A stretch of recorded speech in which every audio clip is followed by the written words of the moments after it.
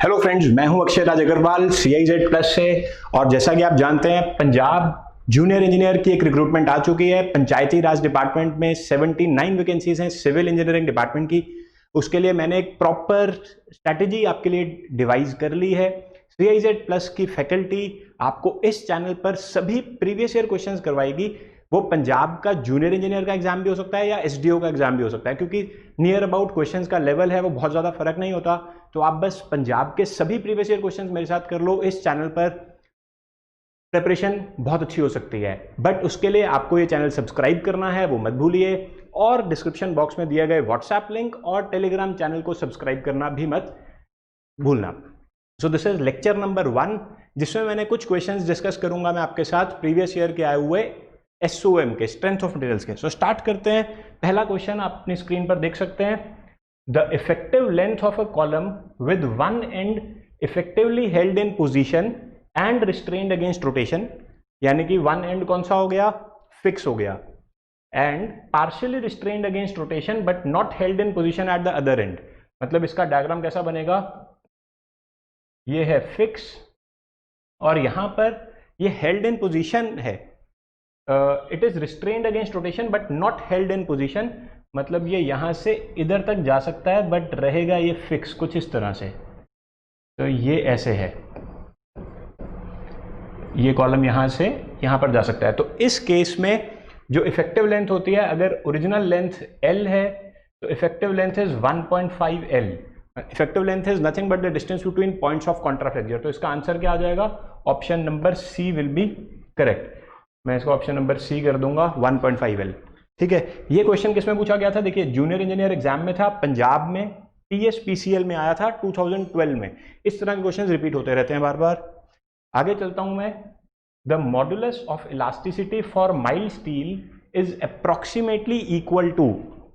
तो modulus of elasticity mild steel का कितना होता है, 2 × 10⁵ MPa, 2 × 10⁵ मेगापास्कल, यानी कि ये कितना बन जाता है, option number D 200 kilo Newton पर mm²। मतलब 2, इसको किलो न्यूटन को आप 200, इसको 2 × 10⁵ न्यूटन पर mm² लिख सकते हैं। ठीक है, so option D will be correct. ये क्वेश्चन भी जूनियर इंजीनियर पंजाब TSPCL 2012 में आया था। नेक्स्ट मैं डिस्कस करता हूं, let's use a better pen. Okay, तो the bending equation is, bending equation क्या होती है, M/I is equal to sigma by y is equal to E/R। इसमें M क्या होता है, बेंडिंग मोमेंट या मोमेंट ऑफ रेजिस्टेंस, I होता है moment of inertia, sigma is bending stress at a distance y from neutral axis, E is Young's modulus, R is radius of curvature. तो ये कौन सी ऑप्शन है, M/I sigma bye y E/R। Option number A correct बैठ रही है, तो option number A ही इसका answer हो जाएगा। ठीक है, बहुत इजी क्वेश्चंस हैं, जूनियर इंजीनियर में इसी तरह के क्वेश्चंस आते हैं। नेक्स्ट देखता हूं, the angle of inclined plane at which a body just begins to slide down the plane is called. तो एंगल ऑफ इंक्लाइंड प्लेन जिसमें कि बॉडी जस्ट बिगिन करती है to slide down, this is called angle of friction. Option number A is correct, angle of friction. Angle of slide नहीं है, angle of plane भी नहीं है। ठीक है, अगेन दिस वाज आज दिन TSPCL। तो मैं कई सीरीज बनाऊंगा लेक्चर्स की, जिसमें मैं सभी पंजाब के एग्जाम्स को कोशिश करूंगा कि सभी सब्जेक्ट वाइज बनाता रहूं। ठीक है, आगे चलते हैं। तो अब देखिए, ये क्वेश्चन है जूनियर इंजीनियर पंजाब का, बट पब्लिक हेल्थ में पूछा गया था in the year 2012। Question read out करते हैं। The Young's modulus of elasticity is determined for mild steel in tension and compression. The two values will have a ratio ET/EC of। तो देखिए, mild steel के लिए जो Young's modulus of elasticity होता है ना, वो सेम रहता है चाहे वो टेंशन के लिए हो या कंप्रेशन के लिए हो। उसकी वैल्यू कितनी होती है माइल्ड स्टील के लिए, this is 2 × 10⁵ MPa। This is same whether in tension और कंप्रेशन। इसका मतलब अगर मैं उसका रेशो लूंगा, the answer will be option number A, that means 1। ठीक है, आसान था क्वेश्चन। नेक्स्ट देखते हैं, the ratio of shear modulus to the elastic modulus for a Poisson's ratio of 0.4 will be. तो अगर हमें यहां पर shear मॉडुलस यानी कि G डिवाइडेड बाय ई का रेशियो पूछा गया है जब हमें पॉइजन्स रेशियो की वैल्यू 0.4 है। तो अब क्या करेंगे, ये एक न्यूमेरिकल है, जेई में आया था पब्लिक हेल्थ में। अब कैसे निकालना है आपको, रिलेशनशिप्स याद होने चाहिए। वो क्या है, 2g is equal to me/m+1। ये रिलेशनशिप याद रखना, मैंने याद रखा हुआ है ये 2g। देखो 2g घोटाला हुआ था ना इंडिया में, याद रखो 2g घोटाला से 2g याद रखना। me गेट की तैयारी करते हैं, me करने के लिए mtech भी करते हैं, बट me करने के लिए याद करते हैं। तो मैंने इसको ऐसे याद किया हुआ है, 2g घोटाला is equal to me/m+1 where m is inverse of Poisson's ratio. तो इसको मैं ऐसे भी लिख सकता हूं ना, e डिवाइडेड बाय 1 + न्यू, ऐसा भी लिख सकता हूं। तो अब मेरे से पूछा गया g/e का रेशियो पूछा है, तो what I will do is मैं g डिवाइडेड बाय e कर दूंगा, this is 1 divided by twice of 1 + new. तो ये कितना हो जाएगा, इसमें न्यू की वैल्यू 0.4 डाल दो आप, तो 1 divided by 2 multiplied by 1.4, this becomes 1.4। ऐसे ही होगा ना, 2g इक्वल टू me/m+1 कर ये हो जाएगा g/e 1/2 1 + न्यू, एंड न्यू की वैल्यू 0.4 डालेंगे, तो this becomes therefore 1 divided by कितना हो जाएगा, 10/28 लिख लूँ, 10/28 यानी कि 5/14। तो इसको मैं 5/14 कर सकता हूँ। तो इसका आंसर क्या आता है, ऑप्शन नंबर डी बैठ रहा है करेक्ट, 5/14। तो एक न्यूमेरिकल था, इसमें जस्ट आपको एक रिलेशनशिप याद करना है ये, ठीक है, ये इलास्टिक कांस्टेंट्स के बीच में रिलेशनशिप भूलना मत। आगे चलता हूँ नेक्स्ट क्वेश्चन पर। A beam simply supported at each ends is subjected to a load distributed uniformly. मतलब एक सिंपली सपोर्टेड बीम है आपके पास like this and this is subjected to a uniformly distributed load like this. The point to contraflexure is located where? तो बहुत आसान question था।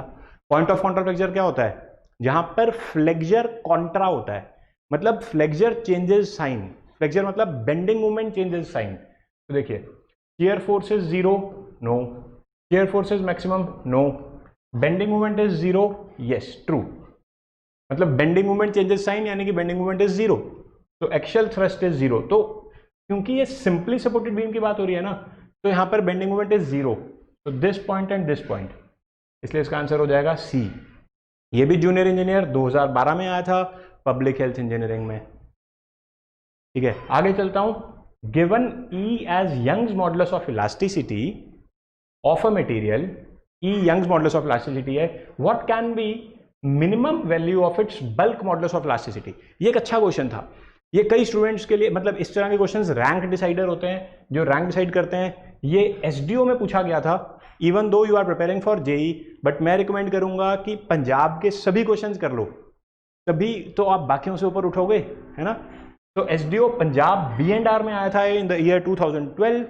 तो कैसे करना है, आपको रिलेशनशिप पता होना चाहिए, किस केस में ई के और न्यू में रिलेशनशिप पता होना चाहिए। देखिए क्या करेंगे हम, ये रिलेशनशिप क्या होता है, E is equal to 3K 1 - 2 new.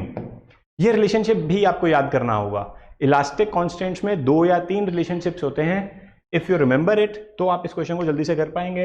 अब देखिए हमें E था यंग्स मॉडुलस और हमें बल्क मॉडुलस की मिनिमम वैल्यू निकालनी है। तो बल्क मॉडुलस होता है K, तो 3K कितना बन गया, 3K बन गया E डिवाइडेड बाय 1 - 2 न्यू, ऐसा बन गया ना। अब सोचो K की मिनिमम वैल्यू कब आएगी, जब डिनोमिनेटर मैक्सिमम हो। K will be minimum when denominator is maximum, और ये डिनोमिनेटर मैक्सिमम कब होगा, when nu is minimum, when Poisson's ratio is minimum. तो पॉइजन रेशियो की मिनिमम वैल्यू कितनी होती है, हम लेंगे 0। Point to be noted, nu की वैल्यू जनरली 0 से 0.5 के बीच में वेरी करती है, but for some particular materials Poisson's ratio negative भी हो सकता है, बट यहां पर आप नेगेटिव मत लेना, इसको 0 ही लेना। There are a few material जिनको हम कुछ स्पेशल टर्मिनोलॉजी देते हैं, उनकी स्पेशल प्रॉपर्टीज हैं जिसमें न्यू नेगेटिव होता है। न्यू नेगेटिव का मतलब है कि लेटरल स्ट्रेन और लॉन्गिट्यूडनल स्ट्रेन की सेम सेंस होगी, तो उनको हम नहीं डिस्कस कर रहे हैं। तो न्यू 0 डालिए, इसमें हमें K को मिनिमम करना है, डिनोमिनेटर मैक्सिमम करना है। डिनोमिनेटर को मैक्सिमम करने के लिए न्यू 0 रखेंगे, तो 2 न्यू, ये डिनोमिनेटर में इस तरह 1 आ जाएगा, सो 3k इज इक्वल टू ई, तो k कितना हो गया, e डिवाइडेड बाई 3। तो मिनिमम वैल्यू कितनी होगी, e डिवाइडेड बाई 3 हो रही है, option number B, this option number B is correct, e by 3। समझ गए? अगर नहीं समझ लगा कमेंट बॉक्स में लिख दो, मैं रिप्लाई करूंगा आपका, ठीक है? ओके, अगला क्वेश्चन देखते हैं। A 40 millimetre diameter shaft is subjected to a twisting moment mt। तो 40 mm डाया है, if shear developed in shaft is 5 newton per mm square, ये मिलीमीटर स्क्वायर है, 5 newton per mm square, then what is the value of twisting moment. तो newton metre में twisting moment पूछा गया है। हम कैसे करते हैं, हमें एक फॉर्मूला पता होना चाहिए, that T by I P is equal to F S by R, यही होता है ना, where F S is maximum shear stress, R होता है रेडियस। तो आपको T निकालना है, यहाँ पर ट्विस्टिंग मोमेंट निकालना है, this is polar moment of inertia, I P क्या है, पोलर मोमेंट ऑफ इनर्शिया। तो जस्ट आप T की वैल्यू पुट कर दें, यहाँ पर आई पी कितना होगा, आई पी होता है pi D 4 by 32 multiplied by F S divided by R, आप लिख दें डी बाई 2, रेडियस को मैंने डायमीटर बाई 2 लिख दिया, ये कितना हो गया 1 by 16 pi D cube into F S, यही हो गया ना, 1 by 16 pi D cube into F S. तो अब बस डायमीटर की वैल्यू आप कितनी डालेंगे, 40 mm है, तो सब कुछ मीटर्स में चाहिए, ऐसा यूनिट में चाहिए, तो आप इसको लिख दो 1 बाई 16 इंटू पाई इंटू 0.04 का क्यूब, ये 0.04 क्यूब हो जाएगा क्योंकि 40 मिलीमीटर है। This multiplied by F S is 5 newton per mm square, तो इसको भी न्यूटन पर मीटर स्क्वायर में करने के लिए 5 इंटू 10 टू द पावर 6 कर दूंगा मैं, ठीक है? अब जो फाइनली बन जाएगा ये न्यूटन मीटर में आंसर आ जाएगा, and this comes out to be, जब आप इसको सॉल्व करेंगे ये 62.8 न्यूटन मीटर आ जाता है, यानी कि ऑप्शन नंबर सी। तो है न्यूमेरिकल बट बहुत सिंपल है, डायरेक्ट फॉर्मूला लग रहा है, just you have to take care of the units, that's it. ये क्वेश्चन भी एसडीओ पंजाब B&R 2012 में आया था, टफ नहीं है, इजी है। आगे चलता हूं। A simply supported beam AB of span L carries two concentrated loads W at points L by 3 from A and B।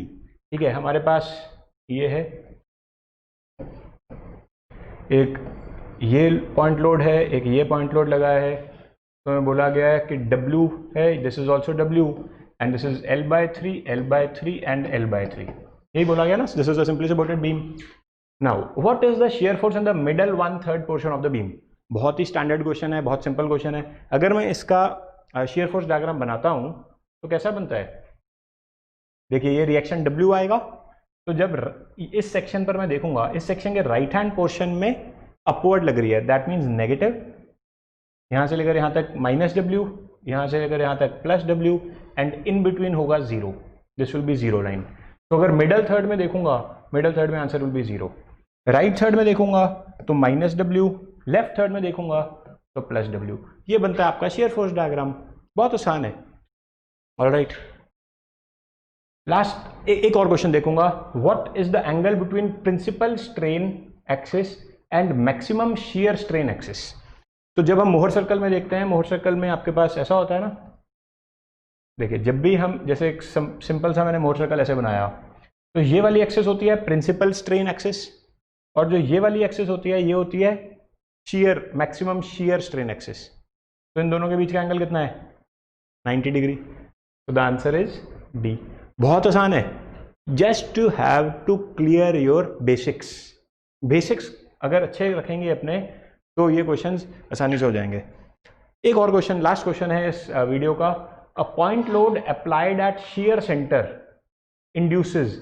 तो शियर सेंटर पे जो पॉइंट लोड लगा है वो क्या इंड्यूस करता है, 0 shear force, 0 bending, pure twisting या प्योर बेंडिंग। तो देखिए जब शियर सेंटर एक ऐसा पॉइंट होता है जिसकी प्रॉपर्टी है कि टॉर्जन इंड्यूस नहीं होता, नो टॉर्जन,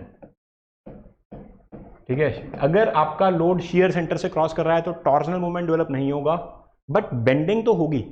तो 0 बेंडिंग गलत है, प्योर ट्विस्टिंग गलत है, 0 शियर फोर्स भी गलत है, pure bending will be there, only bending will be there, no torsion.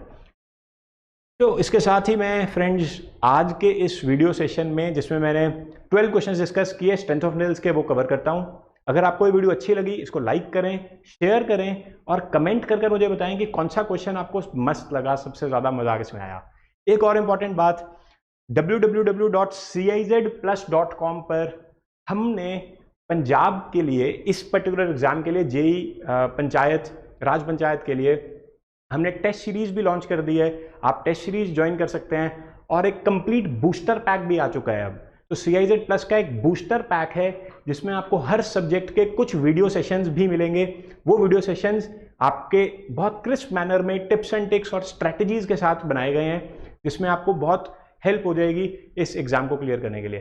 तो आई होप कि आप CIZplus.com पर भी आएंगे और अभी तक आप इस वीडियो को लाइक कर चुके होंगे। Thank you very much for watching and have a nice day, all the best.